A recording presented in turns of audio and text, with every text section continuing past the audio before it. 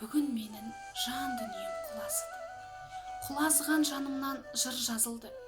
Заманның талабыма үйін тастап, әкелер бірінен соң бір ағылды.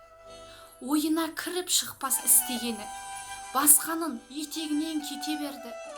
Ұстасан көп қой шіркін етектеген, әр қайсына көз тігіп ире берген. Тағдырыма жақын менің бұл тақырып. Мен де жүрмін әкесіз таңдатырып. Жоқ, маған еш қиын емес, тек анамның кеттау жүрегіне қанжар тығып.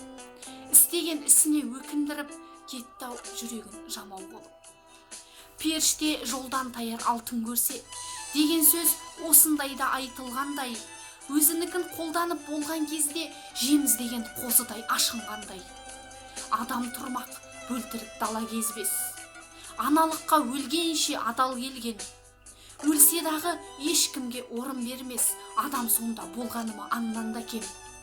Жиіркенем мен сондай әкелерден. Мазақ қылып дүниеге әкелермен. Жаратқаным пендене ой сана бер, сақташы ерлерімді қателерді.